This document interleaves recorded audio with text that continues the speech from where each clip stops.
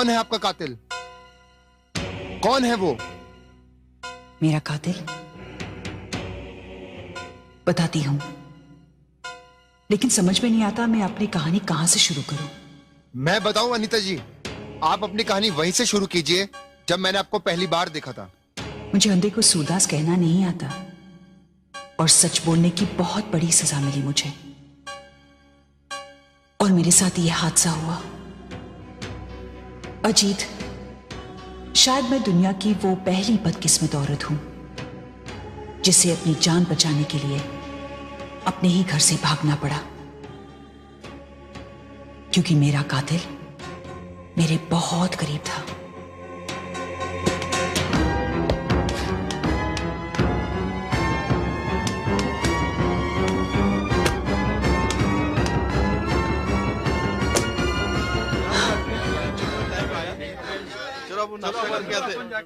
Sir ये seat number coupe C. Thank you. Ajit, जब मैं रेलवे स्टेशन पहुंची तो मुझे ऐसा लगा कि मैं अपने कातिल से बहुत दूर निकल चुकी हूं, लेकिन वो मेरी गलती थी। काश उस दिन रेलवे स्टेशन जाने के बजाय मैं पुलिस स्टेशन जाती। तब आपने ऐसा क्यों नहीं किया? अनीता जी, आपकी जान बच जाती। क्योंकि मैंने पहले से ही बड़ौदा के लिए टिकट रिजर्व करवाया था।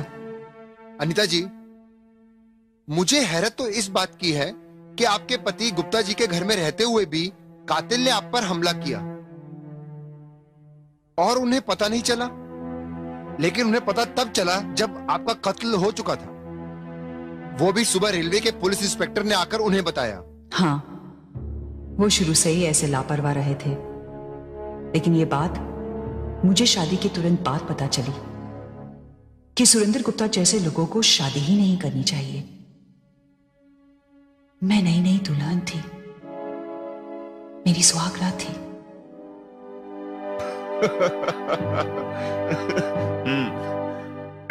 हाँ हाँ, या अरे नहीं यार, नहीं यार, मेरी शादी हो गई यार बॉस, अब मैं बदल गया हूँ। हाँ हाँ, अरे यार बाद में फोन करता हूँ यार। Okay, take care, bye.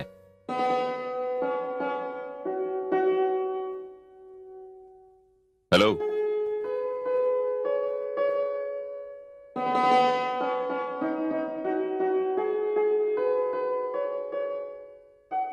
देखो नीता, इस घर में तुम्हें किसी चीज की कोई कमी नहीं होगी। भगवान की दी हुई हर सुख सुविधा यहां पर है। तुम जिस चीज के बारे में सोचोगी वो चीज तुम्हारे सोचने के पहले तुम्हारे सामने हाजिर हो जाएगी। ओके?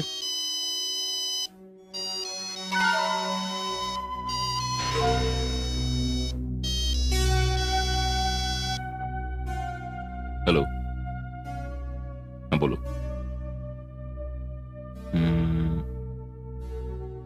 ओके, ठीक है, मैं वहां आता हूं। राइट।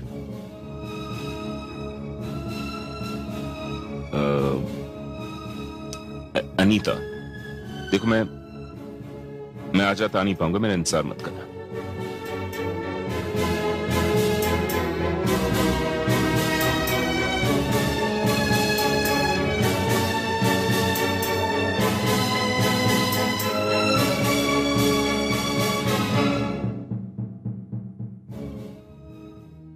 अनीता जी, मेरे ख्याल में गुप्ता जी दुनिया के पहले ऐसे इंसान होंगे जिन्होंने अपनी सुहागरात वाले दिन अपनी दुल्हन को छोड़कर किसी और काम को इंपॉर्टेंस दी है। लेकिन हैरत की बात तो यह है कि ऐसा कौन सा काम हो सकता है? अनीता जी, ये सब देख के आपको बेहद अफसोस हुआ होगा। अफसोस और गुस्से से ज्यादा तो एक ह्यूमिनेशन जैसा लगा। मुझे ऐसा लगा कि मैं दुनिया की एक दूसरे दर्जे की औरत हूं। एक नई दुल्हन के लिए इससे और बड़ी बेइज्जती क्या हो सकती है? फिर भी मैं चुप रही और अपने दिल को समझाया कि शायद वो किसी जरूरी काम से गए होंगे। लेकिन अनीता जी, मैंने तो सुना है कि बड़े घरानों के लोग रिश्ता बीवी से नहीं उनके घराने से जोड़ते हैं, उनकी हैसियत से जोड़ते हैं और बाकी वक्त तो बीवी या ड्राइंग रूम में पड़े हुए शोपीस की तरह रह जाती हैं। लेकिन ये बात मेरी समझ में जरा देर से आई।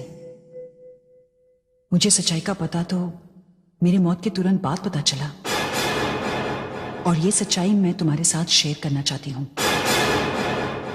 अजीत, मैं तुम्हें बताना चाहती हूं कि उस रात सुरेंद्र गुप्ता कहां थे। ला ला ला ला ला ला ला ला ला ला ला ला ला ला ला ला।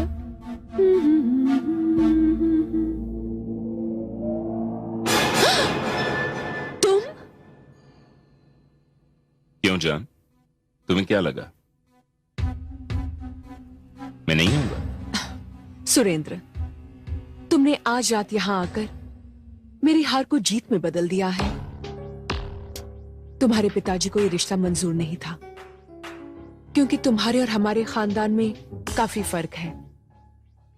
मैं एक डॉक्टर तो बन गई, फिर भी तुम्हारी बीवी ना बन सकी। ए जान, अरे बीवी बनना किसे कहते हैं? देखना, आज मेरी सुहागरात है और मैं तुम्हारे साथ हूं। हाँ सुरेंद्र, इसीलिए तो मैं आज बहुत खुश हूं, बहुत ज्यादा। उस कमबख्त अनीता से आखिर मैंने अपना बदला ले ही लिया ना।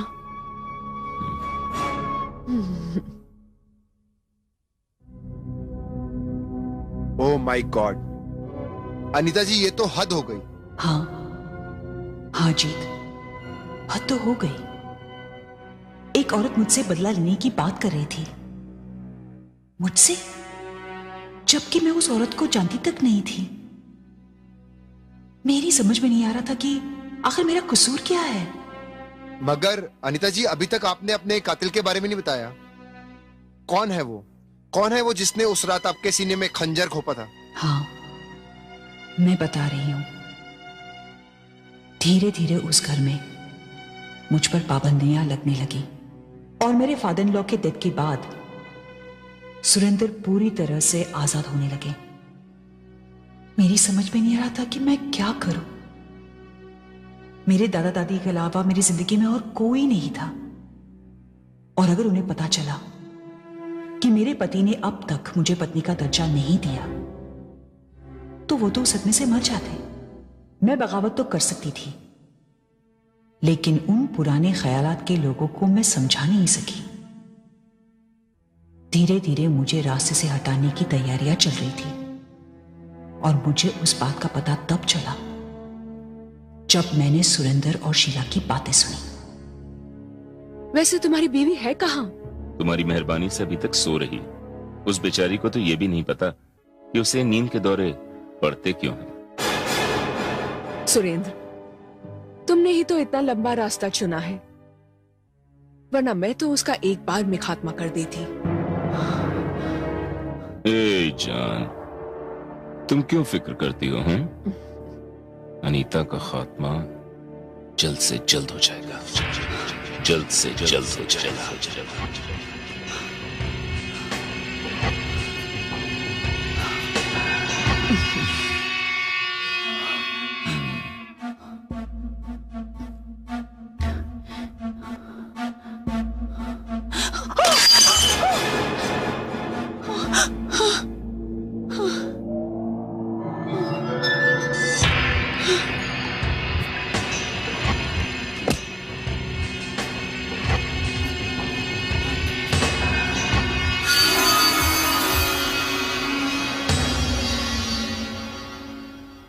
सुरेन, कौन होगा? मुझे लगता है शायद अनीता थी। अगर ये अनीता थी तो उसने हमारी सारी बातें सुन ली होंगी। मुझे लगता है अब उसका इंतजाम करना ही होगा।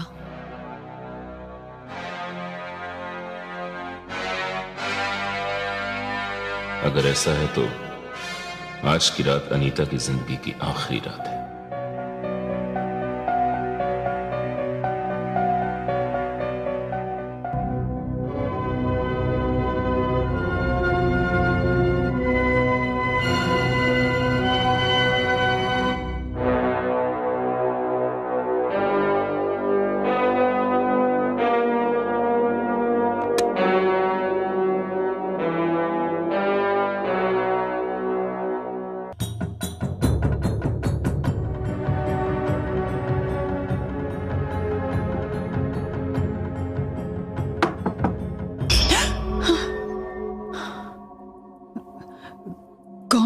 बीबी जी मैं जगिया।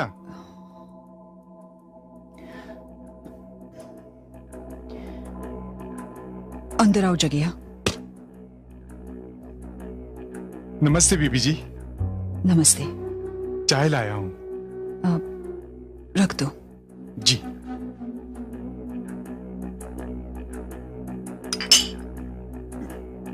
बीबी जी चाय बनाऊं? हाँ बना दो। जी।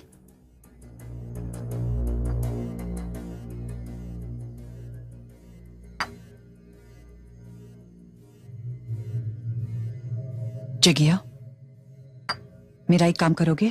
हुक्म कीजिए बीबी जी।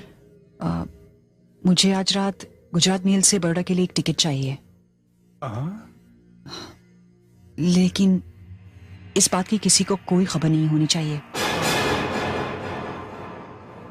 अच्छा, आप अपने दादा दादी से मिलने जा रही हैं? सवाल मत करो, जितना कहा जाता है उतना ही करो।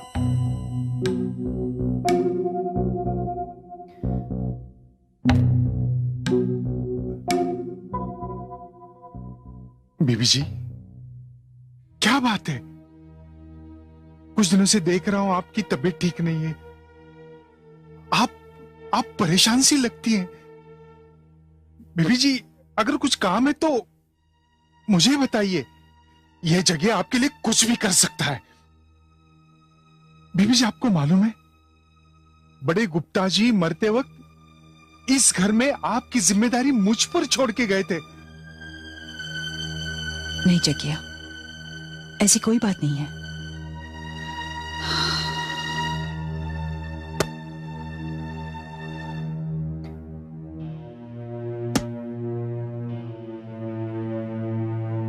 ये लो, बस तुम मुझे बड़ौदा का टिकट ला दो। ठीक है बेबी जी।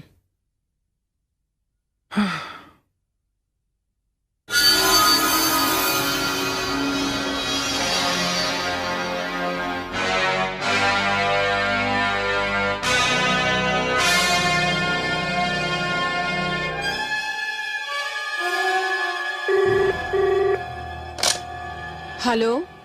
हेलो। तो तुम्हारा शक ठीक निकला। तुम फिक्र मत करो, इस बार मैं उसका ऐसा इलाज करूंगी कि किसी को भी शक नहीं होगा। इंजेक्शन नहीं, बस कुछ और होगा।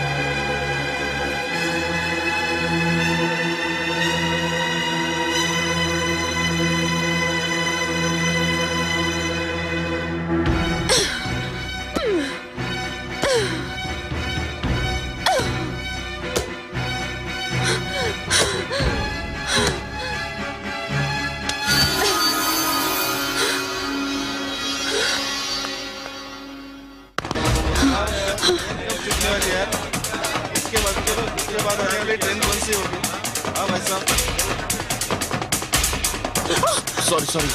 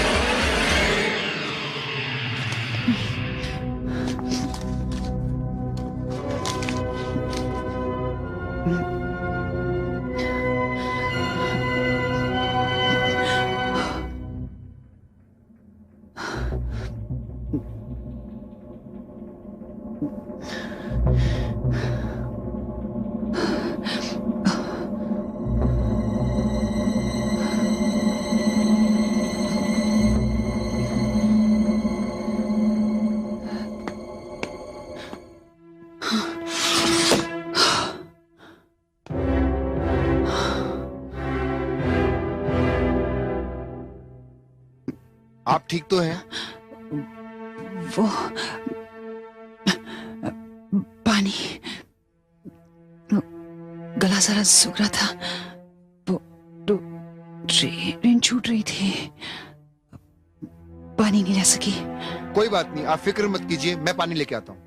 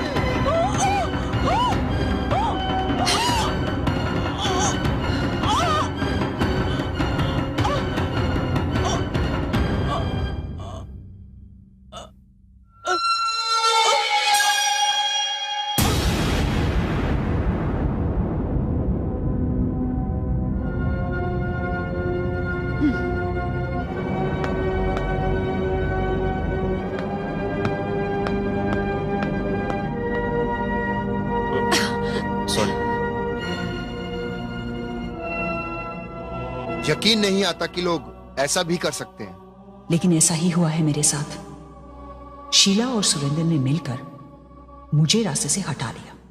अनीता जी, ये जो कुछ भी हुआ बुरा हुआ, बहुत बुरा हुआ। उन लोगों ने जिन्होंने ये घिनौना जुर्म किया है, उन्हें सजा मिलनी ही चाहिए। हाँ, उन लोगों को तो सजा मिलनी ही चाहिए। अजीत, सुरेंद्र गुप्ता जैसे लोग अपने मां बाप से मजबूर होकर मुझ जैसे लड़कियों का हाथ तो थाम लेते हैं, लेकिन निभा नहीं पाते। और हां, शीला को भी सजा तो मिलनी ही चाहिए। उसने अपनी डॉक्टर की डिग्री हासिल तो कर ली, लेकिन जिंदगी देने के बजाय वो जिंदगी छीनने लगी।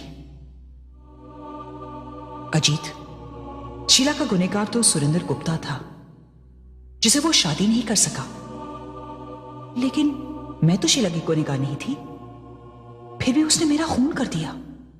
अनीता जी, उन दोनों को सजा दीजिए, बहुत भयानक सजा दीजिए। मैं आपके साथ हूं। तुम? अजीत, तुम मेरा साथ दोगे? हाँ, मैं आपका साथ दूंगा। मैं आपको एक ऐसा मौका दूंगा जिसमें सुरेंद्र और शीला होंगे। गुजरात मेल का वही कंपार्टमेंट होगा, वही कूपे होगा। मैं रहूंगा और आप होंगी। हाँ अजीत, मैं भी यही चाहती हूं।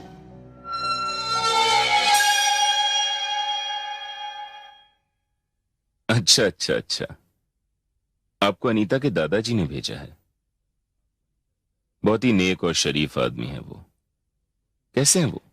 जी, आप तो जानते ही हैं कि एक तो बुढ़ापा और उस पे जवान पोती की मौत का इतना बड़ा हादसा।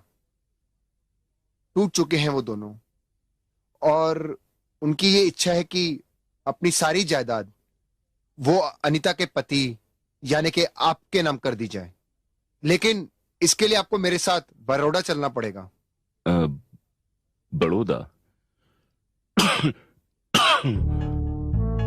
देखिए, बात दरअसल ये है कि अनीता की डेथ के बाद मुझे भी इतना सदमा पहुंचा कि मेरी भी हालत कुछ ठीक नहीं रहती। वो तो डॉक्टर शीला मेरे साथ हैं, इसलिए। मिस्टर सुरेंद्र, आपको ऐसी बातें नहीं करनी चाहिए। Hi, I am Ajit Verma. Doctor Sheela, Ajit ji, इनकी तबीयत तो काफी खराब रहती है, ब्लड प्रेशर के मरीज हैं। ऐसे में बड़ौदा जाना मुमकिन नहीं होगा। डॉक्टर शीला, क्या मैं अकेले में आपसे 1 मिनट बात कर सकता हूं?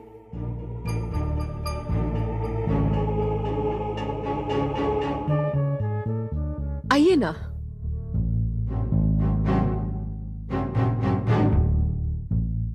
या मिस्टर अजीत, बताइए। देखिए doctor Sheela, Mr and Mrs Panchal की जिंदगी का कोई भरोसा नहीं है। बस यूं समझ लीजिए कि अभी है और अभी नहीं। देखिए, ये काम जल्द से जल्द हो जाए बेहतर है। लाखों करोड़ों की जायदाद का मामला है, इस काम में देरी करना ठीक नहीं होगा। डॉक्टर शीला, हाँ, तो आप आ रही हैं ना? तो मैं आप दोनों की कल रात की टिकट बुक करा देता हूं बड़ौदा की। और डॉक्टर शीला, आपके जो भी चार्जेस होंगे मैं दिला दूंगा। ओके, ठीक है, मैं आऊंगी you. मिस्टर सुरेंद्र के साथ। Thank you mister Gupta, thank you. नमस्ते। नमस्ते। नमस्ते। अब ये नाटक छोड़ दो। हाँ, लेकिन तुमने हाँ क्यों कह दी? अब उसके बूढ़े दादा दादी को कौन झेलेगा? क्योंकि उसके बूढ़े दादा दादी से ही हमें करोड़ों की जायदाद मिलने वाली है। Really? What are you saying? Yes, और कल रात की ट्रेन से ही हम बड़ौदा जा रहे हैं। मान गए। क्या दिमाग का है तुमने? ये ट्रेन कहाँ जाने वाली है?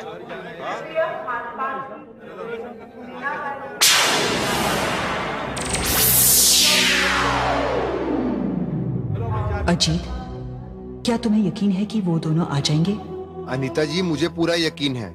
आप देखिए, वो लोग आते ही होंगे, क्योंकि आपको नहीं मालूम है कि मैंने उनसे क्या बात की है। क्या कहा? दरअसल मैं उनसे आपके दादा दादी मिस्टर एंड मिसेस पंचाल के रिप्रेजेंटेटिव की हैसियत से मिला,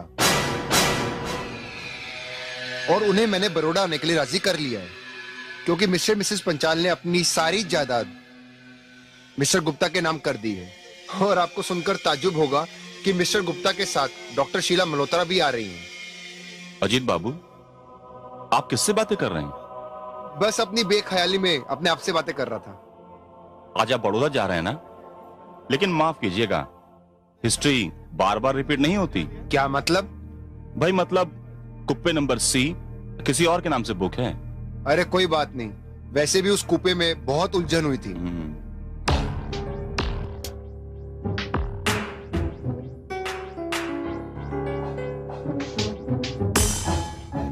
हेलो मिस्टर गुप्ता। देखो अजीत जी। हाय। हाय। हेलो। हेलो। देखो भाई, तुम्हारे कहने पर मैं बड़ौदा जा रहा हूँ, वरना शीला तो मुझे कभी इजाजत नहीं देती। हाँ, और मुझे आपकी वजह से।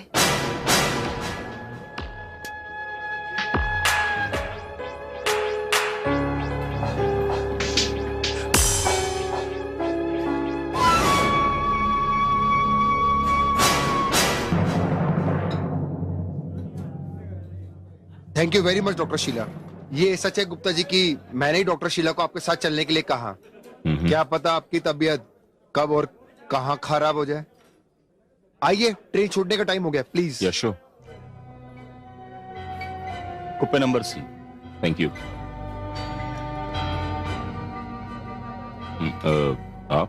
आप चलिए, मैं आता हूं।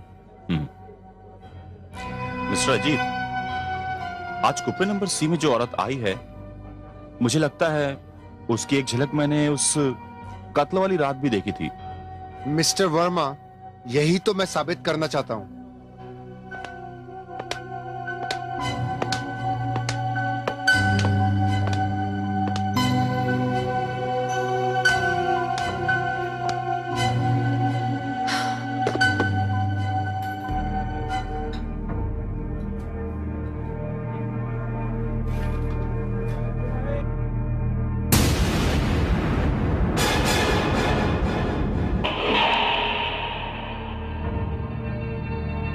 हेलो, क्या बात है? तुम्हारे चेहरे का रंग क्यों उड़ा हुआ है? सुरेंद्र, ये वही कंपार्टमेंट है। वही कंपार्टमेंट? मतलब? इसी ट्रेन में, इसी कंपार्टमेंट से अनीता बड़ौदा जा रही थी। श्श्श। ये बात अपनी जुबान पे कभी मत लाना। अरे, संभालिए अपने आप को मैडम। अब संभलना तो तुम्हें है सुरेंद्र।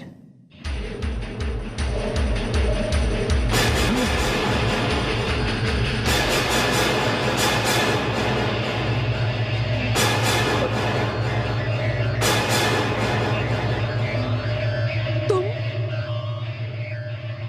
अनीता, तुम? हाँ, मैं। ये कैसा घर, ये कैसा खौफ? तुम दोनों को हो क्या गया है?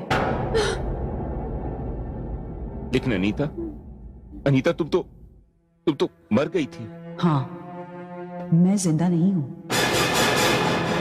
जब मैं अनीता नाम की एक औरत के जिस्म में कैद थी, तब तुम्हारी बहुत ज्यादती सही, लेकिन अब तो मैं मर चुकी हूं और अब मैं कुछ नहीं सह सकती।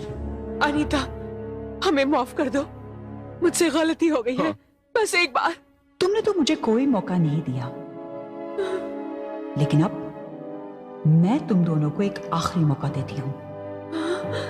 भाग जाओ यहां से।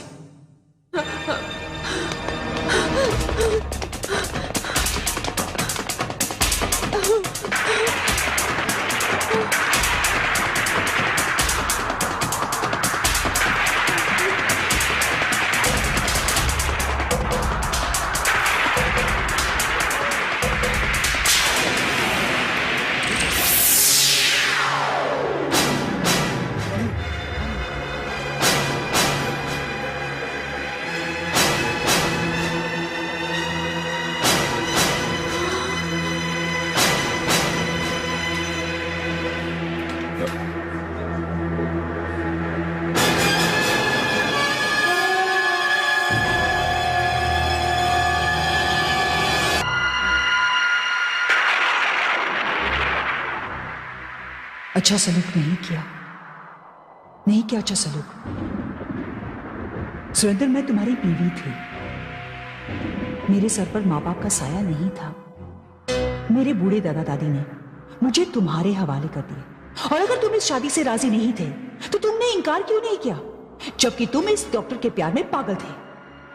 मैं जानता हूं अनीता, लेकिन मेरे पिताजी को ये रिश्ता मंजूर नहीं था।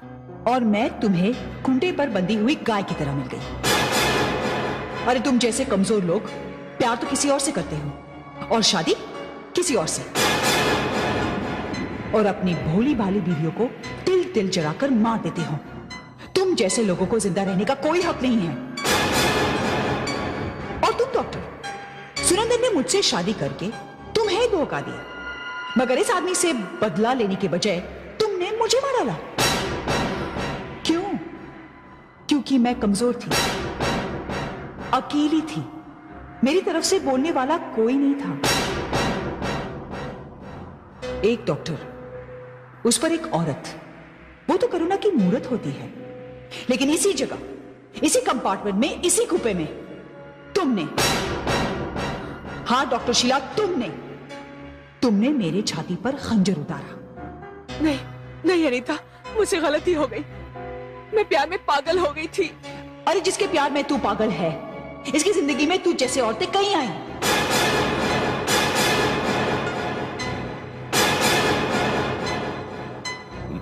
मुझे माफ कर दो अनीता, मुझे माफ कर दो। नहीं नहीं, मैं तुम दोनों को किसी हाल में भी माफ नहीं कर सकती। हाँ, अगर शरीर थी शायद माफ कर सकती थी, लेकिन अब मैं शरीर के बंधन से आजाद हूं, आत्मा हूं। और एक बात और, मैं अपनी जली हुई चिता से उठकर आई, और तुम दोनों का वही हश्र करूंगी जो तुम लोगों ने मेरे साथ किया।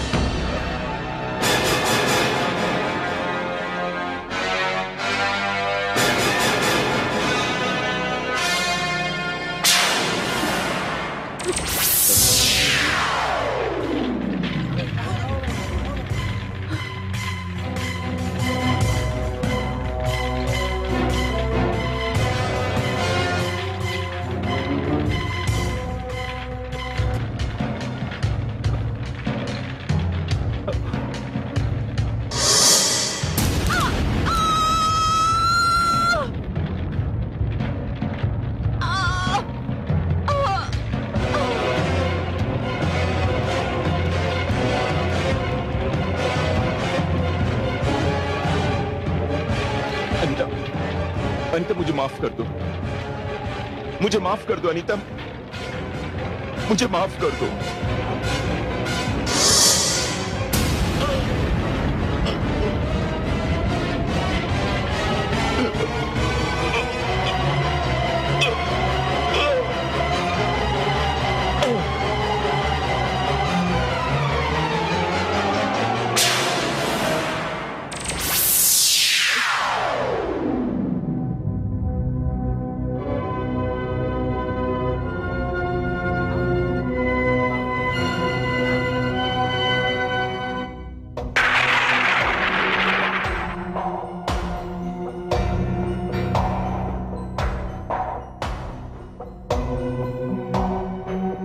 अजीत, तुमने इन दोनों मुजरिमों को सजा दिलाने में मेरी बहुत मदद की। इसके लिए बहुत बहुत शुक्रिया। मैं जा रही हूं अजीत, क्योंकि इन दोनों मुजरिमों को सजा मिल गई और मुझे